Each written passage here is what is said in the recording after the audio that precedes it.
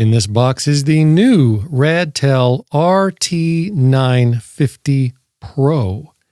And in this box is the regular non-Pro Radtel RT-950, also known as the RT-950 Amateur. I already did a full review of the RT-950 Amateur just the other day, and because this radio, the RT-950 Pro, is basically the same, except it has achieved the Pro status due to some extra capabilities, and since many people will no doubt have trouble deciding which would be best to suit their active radio lifestyle, this video will be limited to simply and very quickly comparing both of these radios to the other. And I am doing this so that you can decide if the new RT-950 Pro is worth all of the extra monies over the old, broken down, and now obviously obsolete regular RT-950 Amateur. First of all, let's start with the cost, probably the most important factor to the majority of normal people watching right now. As of today, the cost for the RT-950 Amateur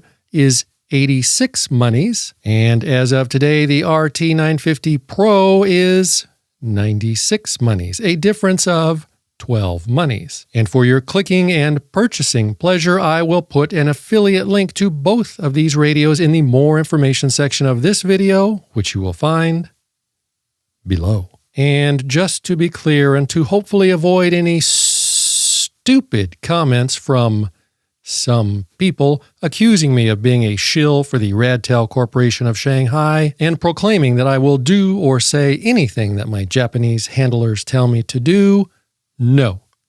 Radtel did not send me either of these radios for free. I paid full price for both of these radios using my own monies that I collected from my supporting channel members. Those are the viewers that will not be silenced and are not ashamed to show their support for me and my channel, and they very bravely clicked on the thanks or join buttons below. Anyway, because the price tag of both of these radios are under 100 monies, they both achieve the coveted badge of a low-cost radio, but just barely. And as you probably already saw with your very own visual input pustules, the boxes look exactly the same. The only difference is this little sticker. Likewise, they both come with all of these same accessories and stuff, so I will not waste any of your very valuable time going over any of that detritus. And as you can probably also see, both radios look identical, with only two minor exceptions. Exception number one is that they both have different startup images. Allow me to show you again for those of you that weren't able to pay attention. And the only other difference in their physical appearance is if you remove the batteries, of which are also identical, you will then see that the Pro says RT50 Pro, whilst the Amateur just says RT950. Otherwise, as I just said, they are identical. Both support USB-C's charging. Both are unlocked and can transmit outside of the assigned hams radio's bands. Both have built-in Bluetooth and can be programmed wirelessly via a phone app. Both can function as a cross-band repeater. Both have built-in GPS and both support full and real APRS. Both can operate as a frequency scanner. Both can store 960 memory channel slots. Both have a fancy speculum analyzer built in. Both claim to output 10 watts, but neither of them do. They are both close, but neither is able to output the claimed and promised 10 watts. Both of them are closer to 6 or 8 watts. Both can receive AM, FM, CB radio, shortwave, medium wave, long wave, hams radios, 1.25 meter, 2 meter, 10 meters, 11 meters, 70 Siemens, MERS, NOAA weather channels, GMRS, and LMR private business frequencies. And most importantly, both radios feature not just a standard Roger beep, but also a fake MDC tone.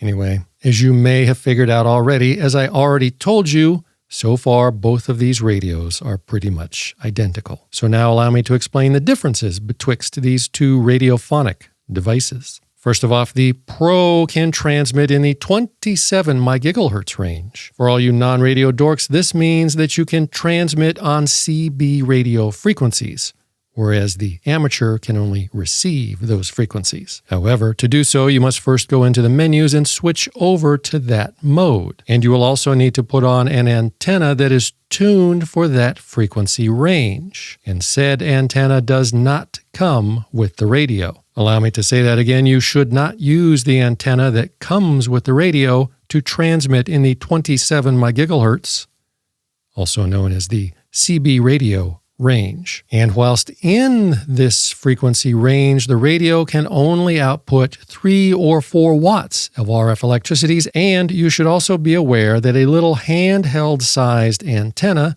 will not get you any more than half a mile or so or less of FARs. Not just on this radio, but because of the physics, on any radio using a little handheld-sized antenna. So for the best results, you will need a big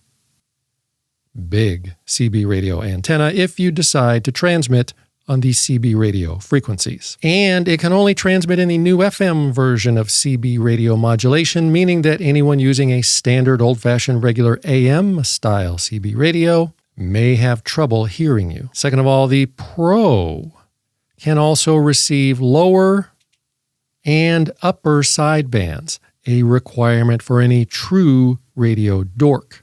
And thirdly, there is no thirdly. I think those are the only things of significance that the Pro does over the amateur version. But if I missed something, please leave a comment and enlighten us all. One other very important note that I should also mention about both of these radios is the dreaded and very dangerous spurious RF emissions. Because as both a radio expert and a YouTube's superstar, it is my duty to let you know that normal people do not care about spurious RF emissions, and if this is something that is important to you, then boy, you're really watching the wrong video. So are either of these radios perfect? No. Don't be stupid.